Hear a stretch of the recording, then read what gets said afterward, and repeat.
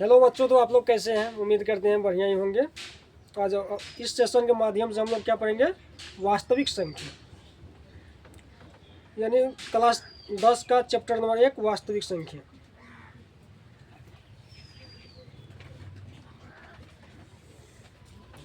तो हम चालू करते हैं। क्या? वास्तविक संख्या। वास्तविक संख्या, इसका भी क्या करेंगे? पहले थ्योरी करेंगे, उसके बाद इस पे जो क्वेश्चन होगा उसको हम करेंगे। आज की रात पढ़ाई में जला दी, कल की सुबह सफलता मिला दी, थकान को मुस्कान में बदल दे, जो वही जिंदगी की जंग जीत ली। ठीक है, तो हम इसको चालू करते हैं। वास्तविक संख्या से 2 नंबरिया जो है 6 को पूछता है। कितना? 6। 2 नंबरिया 6 नंबर का, 3 क्वेश्चन 6 नंबर का पूछता है। उसके बाद जो है 1 नंबरिया 8 को पूछता है। कितना पूछता है? 8 को। 8 6 14, यानी टोटल क्वेश्चन नंबर पूछा जाए कि वास्तविक संख्या से कितना होता है, तो 14 नंबर होता है। कितना होता है? तो इसमें हम कुछ पहले बात करेंगे संख्या का। किसका? संख्या। तो हम संख्या क्या है? तो संख्या यानी 0 1 2 3 क्या है? ये सब क्या है? एक तरह का संख्या। कहाँ तक? 10 तक। ये सब क्या है? संख्या। क्या है? संख्या। उसके बाद अगर बोले कि हम प्राकृतिक संख्या क्या है? क्या? प्राकृतिक संख्या। तो हम जब 1 से चालू करेंगे गिनना, 1 2 3 4 5 6 डॉट डॉट करते इन्फिनिटिव तक अगर जाएंगे तो उसको हम क्या कहेंगे? प्राकृतिक संख्या। क्या कहेंगे? प्राकृतिक संख्या। उसके बाद पूर्ण संख्या हम किसको कहेंगे? पूर्ण संख्या। तो अगर हम 0 से गिनती को चालू करेंगे और अनंत तक जाएंगे तो उसको हम क्या कहेंगे? पूर्ण संख्या। उस फिर से चलने दो, रिवीजन के माध्यम से चलने दो। उसके बाद जो है पूर्णांक। अगर 0 से हम प्लस में जाए, 0 से किधर? 0 से अगर माइनस में जाए या 0 से प्लस में जाए तो हम उसको क्या कहेंगे? पूर्णांक कहेंगे। क्या कहेंगे? पूर्णांक। 0 से अगर 1 2 3 4 करते प्लस में जाए, या 0 से माइनस 1 2 3 4 करते प्लस में आए, माइनस में आए, उसको हम क्या कर सकते हैं? पूर्णांक कहेंगे। क्या कहेंगे? क्वेश्चन कुछ ऐसा पूछता है। पूर्णांक के बाद कुछ और हम जान लेते हैं, सम संख्या। सम संख्या। तो सम संख्या यानी 2 से विभाजित होने वाली संख्या। 2 से यानी 2 4 6 8, जहां तक 2 से कट सके उसको हम क्या कहेंगे? सम संख्या कहेंगे। उसको हम क्या कहेंगे? सम संख्या कहेंगे। उसके बाद हम विषम की बात करेंगे। किसका? विषम। विषम संख्या यानी जो संख्या 2 से नहीं कटे, 3 4 5 7 ऐसे जहां तक संख्या हो और 2 से नहीं कटे उसको हम क्या कहेंगे? विषम संख्या कहेंगे। कुछ क्वेश्चन है, जैसे अगर क्वेश्चन ऐसा रहे कि प्रथम n प्राकृतिक संख्या को, प्रथम n प्राकृतिक संख्या का योग पूछे निकालने के लिए, क्या पूछे? योग पूछे निकालने के लिए, तो हम कौन सा सूत्र का अप्लाई करेंगे? n + 1/2। ठीक है। अगर प्रथम n सम संख्या पूछे, प्रथम n सम संख्या का पूछे निकालने, सम संख्या का योग, तो हम क्या यूज करेंगे? n × n + 1। उसके बाद अगर प्रथम n विषम संख्या कहे, प्रथम n विषम संख्या, क्या कहे? प्रथम n विषम संख्या, तो हम क्या यूज करेंगे? n²। किसका यूज करेंगे? n²। ठीक है, कितना समझ गई? अभाज्य संख्या के बारे में अगर चर्चा करें तो 1 से बड़ी अभाज्य संख्या, 1 से बड़ी वे सभी संख्याएं जो एक और स्वयं को छोड़कर किसी अन्य से क्या होता है? कट जाता है। जैसे 2 3 5 7 11 कौन सी संख्या है? अभाज्य संख्या। और सबसे छोटी अभाज्य संख्या पूछ ले तब 2। सबसे छोटी अभाज्य संख्या, सबसे 2 अंकों की सबसे छोटी अभाज्य संख्या 11। 2 अंकों की सबसे छोटी अभाज्य संख्या 11। 2 अंकों की सबसे छोटी अभाज्य संख्या, सबसे छोटी अभाज्य संख्या 11। उसके बाद भाज्य संख्या, 1 से बड़ी जो संख्या जो एक और स्वयं छोड़कर किसी अन्य से क्या होता है? विभाज्य हो। 1 से बड़ी एवं जो एक और स्वयं को छोड़कर किसी अन्य से क्या होना चाहिए? विभाज्य हो उसको हम क्या कहेंगे? भाज्य संख्या। क्या कहेंगे? भाज्य संख्या। जैसे कि 4, 6, 8, 9 ये सब क्या कौन संख्या हो गया? भाज्य संख्या। सबसे छोटी संख्या कौन होगा?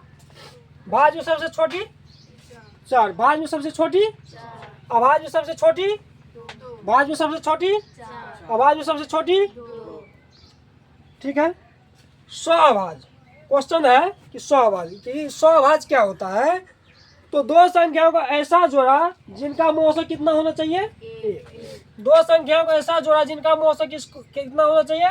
1। तो 2, 3, 5, 7, उसके बाद 11, 13 इसका मौसक कितना होगा? 1 होगा।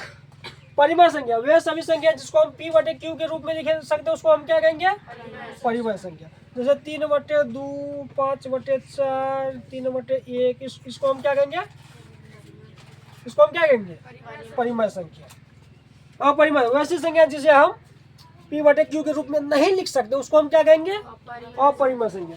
जैसे √2, √3, √5 यानी जो हमको P/Q के रूप में न आए उसको हम क्या कहेंगे? अपरिमेय संख्या। ठीक है। सबको ग्रहण करते चल। अंतिम समय है, सीधा मैंड में जाने दो, बाहर में। जैसे √2 है उसको हम क्या लिख सकते हैं? 2/1/2 लिख सकते हैं ना। कोई भी संख्या में अगर रूट लगा हो तो उसके हम ऊपर में क्या लिख सकते हैं? 1/2। अगर 2 पे डिग्री का चिन्ह है तो इसका मान कितना होता है? अगर 2/3 है, 2/6 है तो ये क्या हो जाएगा? 9। गुना में घात जुटता है, भागा में घात क्या होता है? गुना में घात क्या होता है?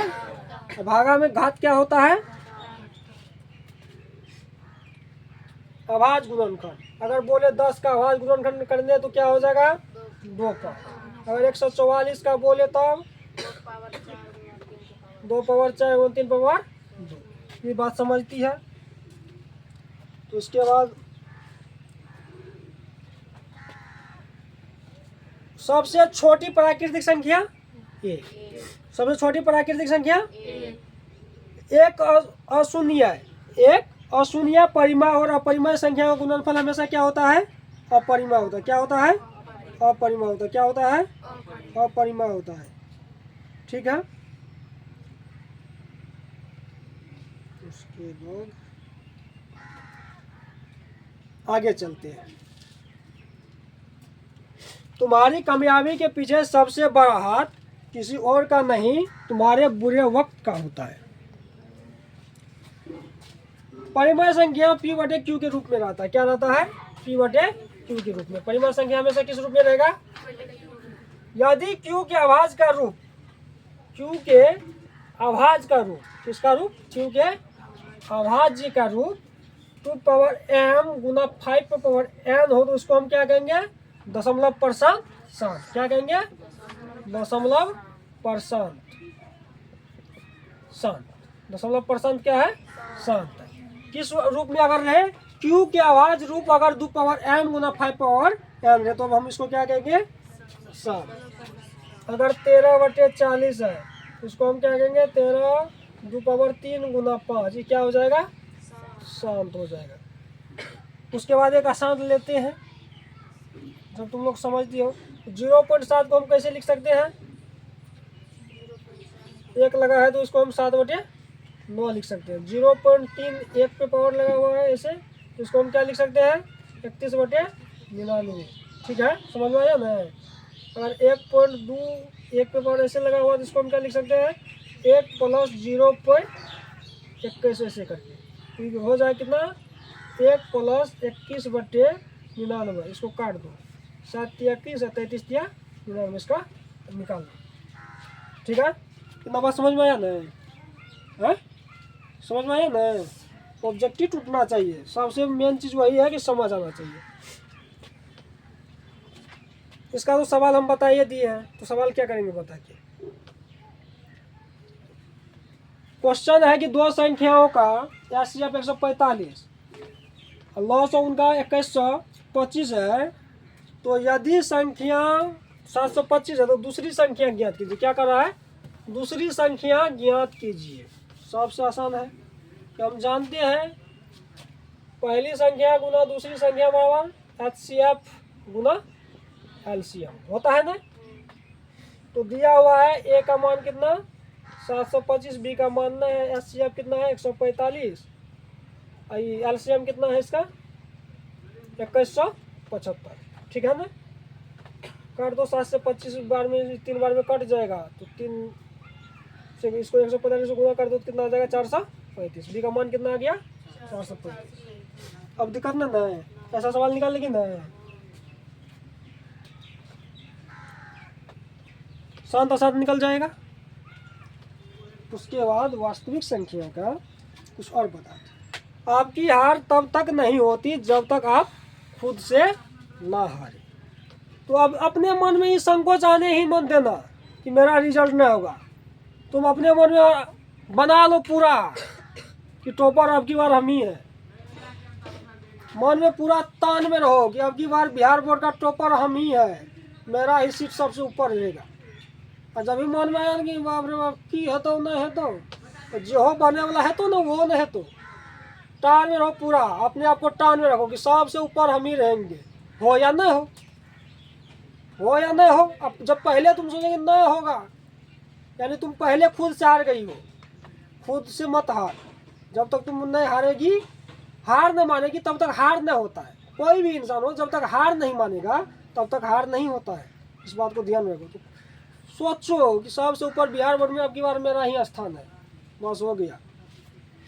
यूक्लिड विभाजन टॉपिक नंबर 5 का बात करेंगे हम। तो यूक्लिड विभाजन है, LCM HCF है, प्रथम संख्या गुना दूसरी संख्या बराबर HCM LCM होता है। आवाज गुणन पढ़ा दिए हैं। उसके बाद जो है क्वेश्चन है इस पे, ये सब क्वेश्चन तो हम लोग पढ़ चुके हैं। पूछ रहा है 7/80 परिमाण संख्या का दशमलव % क्या होगा। 7/80 का दशमलव % क्या होगा। तो 7/2 गुना 5/1 होगा ना। 2/4 2 गुना 2 गुना 2 गुना 2 कितना 2 गुना 4 गुना 8 गुना 16 पंचे 80 हो गया ना।